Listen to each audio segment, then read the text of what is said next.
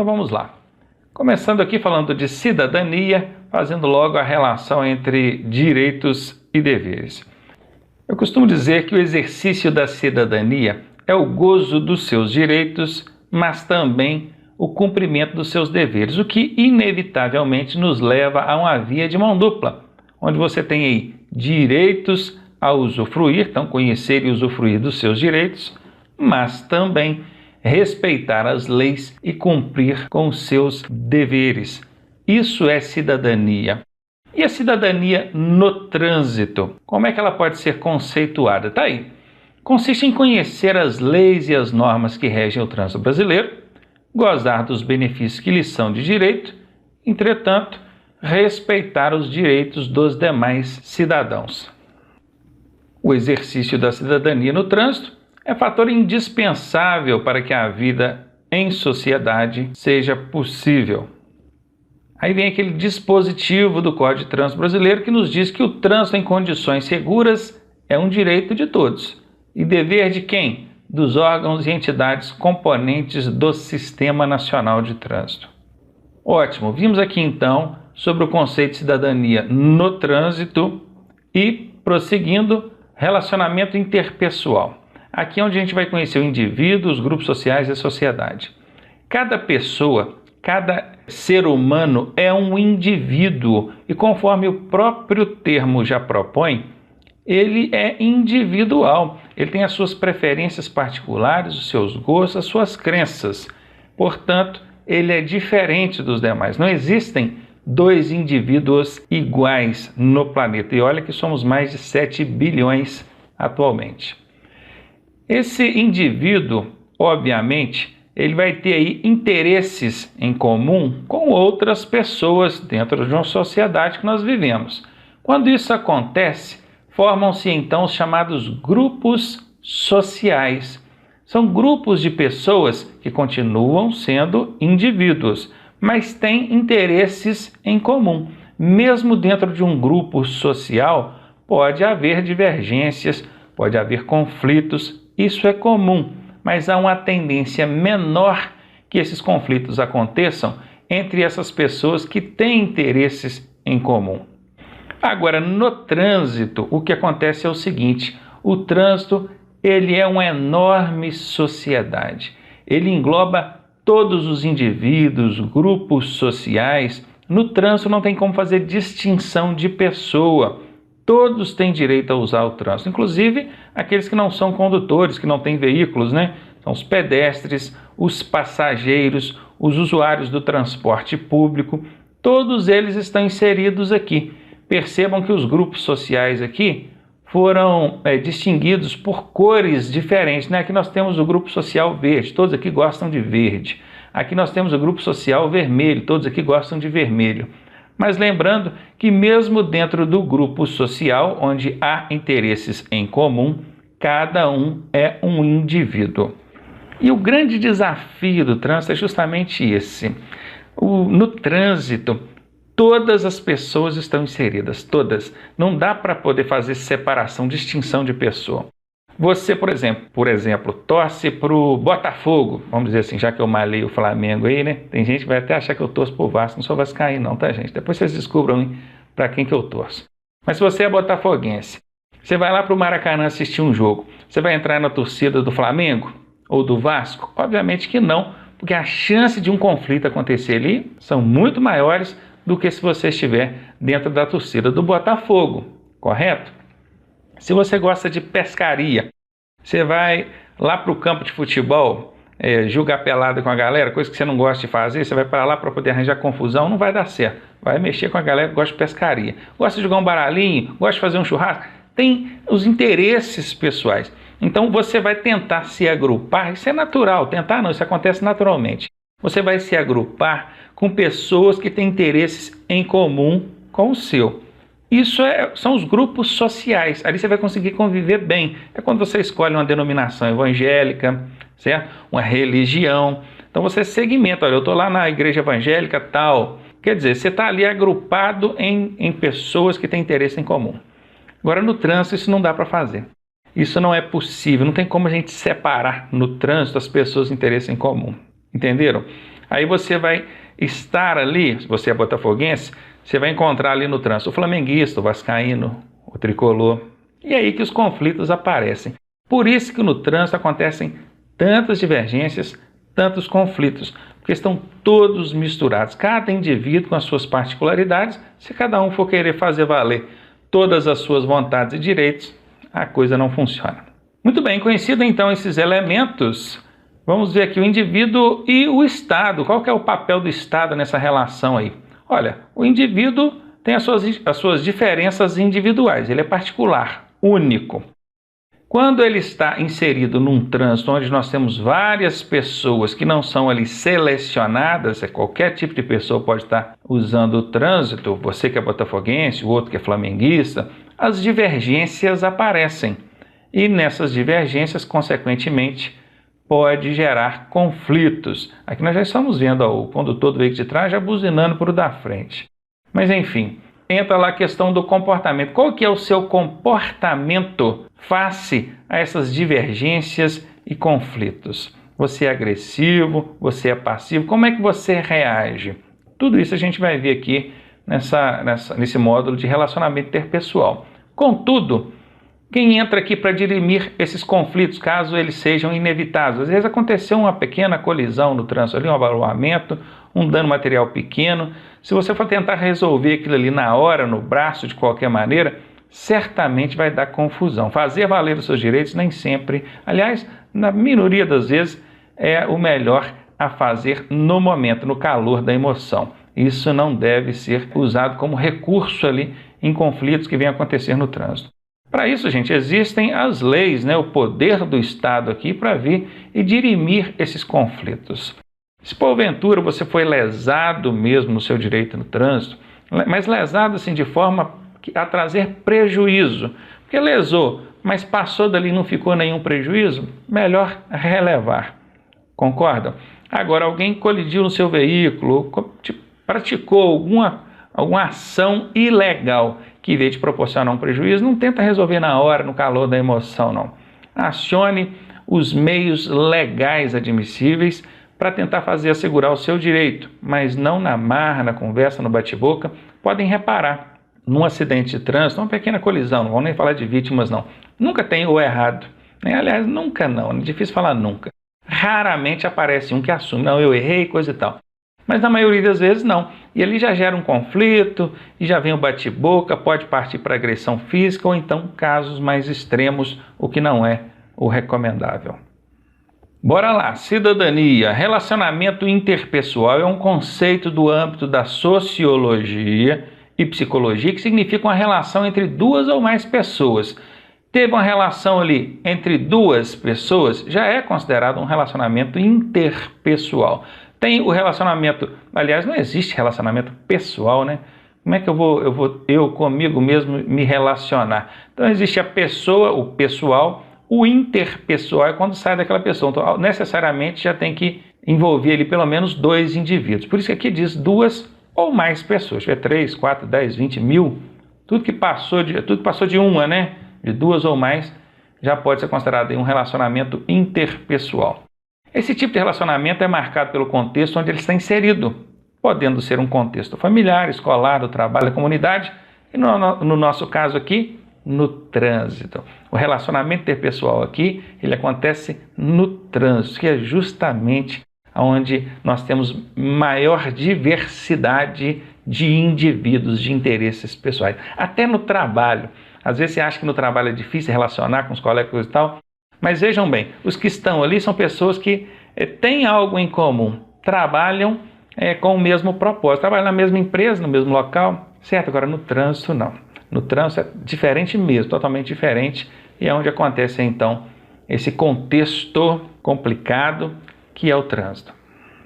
Bora lá. Aqui, o relacionamento interpessoal implica uma relação social, claro. Se existe um relacionamento interpessoal, existe uma relação social, em sociedade, onde cada indivíduo representa uma engrenagem dessa enorme máquina chamada sociedade. Olha, apesar de tantas diferenças, claro que aqui o conceito está de forma generalizada, ele não está falando só de trânsito, eu posso trazer isso aqui para o entendimento de trânsito. No trânsito a gente precisa dos veículos de transporte coletivo, consequentemente ali o condutor dele são os motoristas que vão estar transportando essas pessoas para lá e para cá. Senão como é que os pedestres, os usuários que não têm um veículo vão se locomover? Ou então até aqueles que têm o veículo, mas preferem andar no transporte coletivo. Tem aqueles veículos de carga, onde a mercadoria precisa chegar no supermercado, na farmácia, na loja, para suprir a sua própria casa, certo? Então nós temos os motoboys. O pessoal não gosta, né? Motoboy. Pois é, mas é ele que vai entregar a pizza lá na sua casa, o galão d'água, o botijão de gás, correto? Enfim, são engrenagens de todo esse sistema e engrenagens essenciais. Vocês viram aí, paralisação dos caminhoneiros, o impacto que isso causou na vida das pessoas, impacto direto e econômico em relação ao país inteiro. Viram? Pois é. O indivíduo cidadão. É importante saber que, além do papel de condutor, o motorista deverá ter sempre em mente que quando se encontra no trânsito, ele está dividindo espaços com outros indivíduos, que são pedestres, ciclistas, até animais, vejam aqui, animais, e outros condutores, que também necessitam utilizar das vias. E conforme eu bem falei agora há pouco, eles necessitam utilizar das vias e muitas das vezes para cuidar de uma necessidade sua. É o motoboy que vai lá levar a pizza na sua casa, o galão d'água, o remédio, não foi o que eu acabei de falar? Pois é. Então isso é inevitável, isso é trânsito, a gente precisa ter esse conceito, precisa entender e respeitar. Responsabilidade do condutor aqui administrativa e criminal. Você como condutor, não estamos falando de cidadão, né? Mas como condutor, você tem responsabilidades administrativas e criminais no trânsito. O próprio Código de Trânsito Brasileiro estabelece ali responsabilidades administrativas e criminais. Então tá aí, o condutor de veículo está sujeito a responder administrativa e criminalmente pelos atos praticados como motorista, ou seja, na direção do veículo, conforme consta no próprio Código de Trânsito Brasileiro, legislação específica e demais legislações.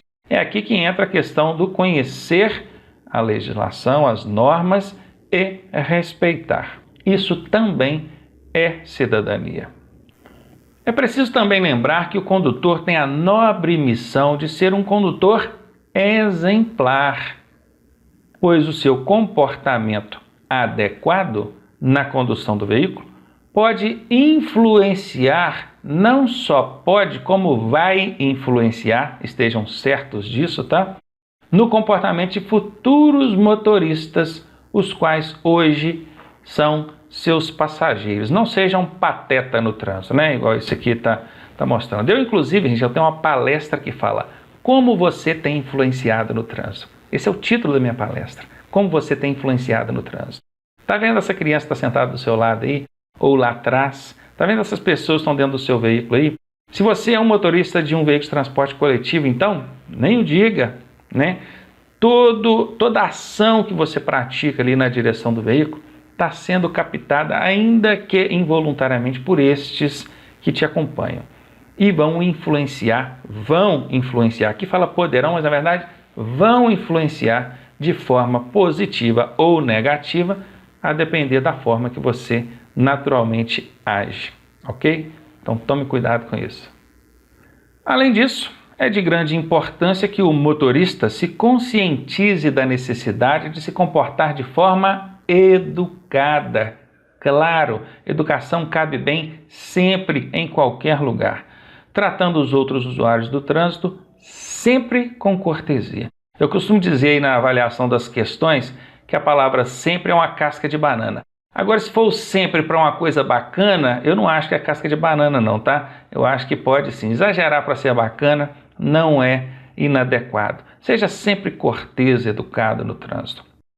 Olá, de volta com vocês e nesse módulo para falar da relação meio ambiente e trânsito, ou mais precisamente, veículos e meio ambiente. Vamos lá, meio ambiente, poluição. O que é poluição? É o resultado de qualquer tipo de ação ou obra humana capaz de provocar danos ao meio ambiente, houve ali uma alteração no meio ambiente e essa alteração causou dano, é chamado de poluição. Tem aqui ainda uma outra definição um pouco mais completa, que diz que poluição é a introdução na natureza de substâncias nocivas à saúde humana, aos outros animais e ao próprio ambiente, que altera de forma significativa o equilíbrio dos ecossistemas. Aqui nós temos até ilustrações bastante pertinentes, né? Aqui o nosso planeta já todo remendado, poluído, coitado, já sufocado. E aqui mais do que exemplificado, nós temos aqui uma indústria, a sua chaminé soltando ali o monóxido de carbono em grande escala, rede de esgoto, né, sendo jogada todo dentro dos rios, não recebendo o tratamento adequado, as próprias residências jogando ali seus resíduos dentro dos rios, tanto esgoto quanto lixo diretamente, aqui no meio do mato também tem, enfim. Aqui a gente tem bons exemplos do que tem acontecido com o nosso ecossistema, com o nosso planeta, com o nosso meio ambiente. E vamos tentar trazer isso na relação trânsito para meio ambiente para a gente ver o que tem impactado diretamente e o que a gente pode fazer para tentar diminuir isso aí ou até mesmo eliminar, quem sabe. Poluentes. Bom, lá no slide anterior a gente deu a definição de poluição, que a gente vai falar dos poluentes, que são os elementos causadores da poluição. E a gente vai falar especificamente de cada elemento. Aqui nós temos uma ilustração com alguns gases e poluentes aí que são expelidos na natureza. Vamos conhecer eles. Olha, aqui nós temos o ozônio, o dióxido de enxofre, gás metano, o dióxido de carbono, o clorofluorcarbono, material particulado e óxido de nitrogênio. Todos esses elementos causadores da poluição, denominados aí como poluentes, eles são expelidos pela natureza, mas na proporção certa, conforme o nosso ecossistema necessita. Sim, o nosso planeta precisa desses elementos. O problema é que a intervenção humana tem expelido esses elementos em grande escala e escalas desproporcionais à necessidade do nosso ecossistema. E é isso que a gente precisa conhecer para tentar controlar. Bom, se no slide anterior nós vimos o que são os poluentes, aqui nós vamos ver o que são os agentes poluidores. Esses são os geradores da poluição. Quem são os geradores da poluição, hein? Vamos ver se o pessoal sabe aí, ó. As pessoas, aqui é o pedestre, arremessando lixo na rua. A lixeira logo do lado, ele passa, arremessa o lixo na rua. Depois chove, o que a chuva faz? Leva isso tudo aqui para dentro do escoamento d'água, entope ali as bocas de lobo e acontece os alagamentos. O próprio veículo dele, com a família dele, vão passar aí maus momentos depois por conta dessa indisciplina dele. Veículos, sim, motores de combustão interna queimam combustível, produzem ali monóxido de carbono. Isso é um elemento causador da poluição e os veículos aqui como personagem chamado de gerador da poluição. Temos também as fábricas com suas chaminés e outras formas de poluição, obviamente. Também os lixões, os chamados aterros sanitários. Há um bom tempo que existe legislação federal proibindo esse tipo de aterro a céu aberto. Isso traz aí N prejuízos para a natureza, mas como não tem relação aí com o nosso assunto, que é trânsito, veículos e meio ambiente, eu vou deixar de lado por enquanto. Prossigamos. E quais são os principais tipos de poluição, hein? Nós temos aí poluição do ar, nós temos poluição sonora, nós temos também poluição do solo, poluição da água, poluição visual e poluição radioativa. Essa poluição visual aqui é bem relacionada ao nosso caso, né? Trânsito, olha só. Tanta publicidade, placas de sinalização, isso tudo misturado proporciona, obviamente, uma poluição visual tremenda. E nós vamos falar sobre isso daqui a pouco também. Vamos começar aqui falando então sobre a poluição do ar, especificamente sobre o elemento monóxido de carbono. Trata-se de um gás imperceptível, letal, extremamente perigoso.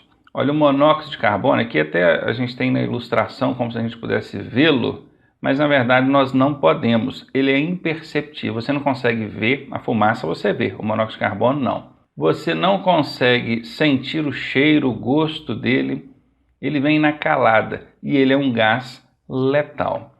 Olha um perigo aqui, ó. Ao funcionar o motor do veículo, não fique parado em ambiente fechado, porque o gás acumulado ali pode causar morte. É muito comum, ainda nos dias de hoje, as pessoas ligarem o veículo e aguardarem ali alguns minutos para o chamado aquecer o motor, deixar o óleo circular e lubrificar o motor. Olha, primeiro que no manual do seu veículo, pode observar lá, a recomendação é que você ligue o veículo e coloque-o em movimento. Esse lance de esquentar motor, esperar o motor lubrificar, isso é antigo pra caramba.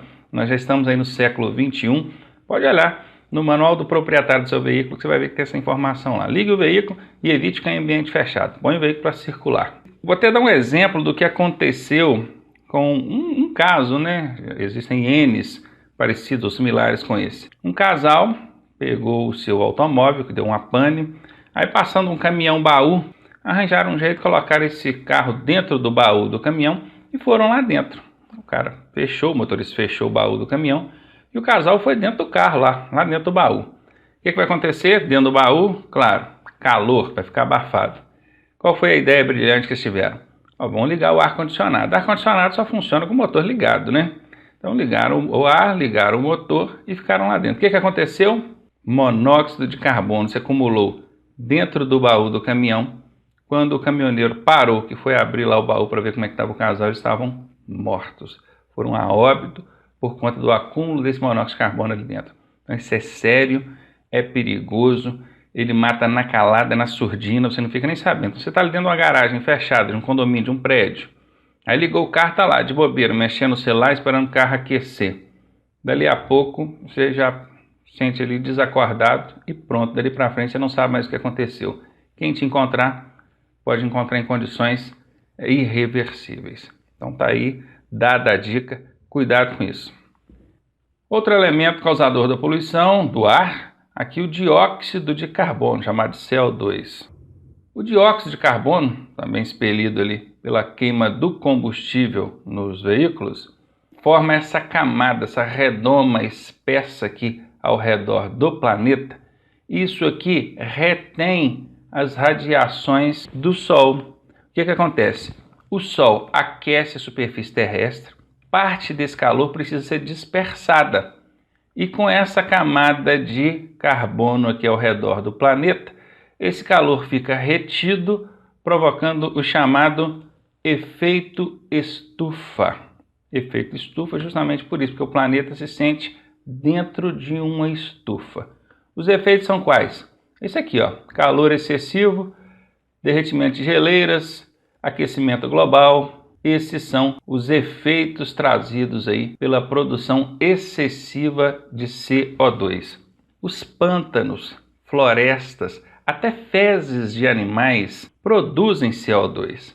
O planeta precisa disso. Se vocês forem analisar, estudar a fundo, talvez tenha algum especialista na área, ele perceberá que pela distância que o planeta Terra se encontra do Sol, se ele não tiver uma camada de CO2 ao redor para poder manter, preservar parte desse calor, a temperatura média aqui seria negativa, em torno de 30 a 40 graus. Quem consegue sobreviver num ambiente desse? Isso eu digo em todo o planeta. Então essa camada, ela é necessária. Agora imagine você dormir no verão com 4 cobertores grossos. É o que está acontecendo com o nosso planeta, pelo excesso de produção de CO2.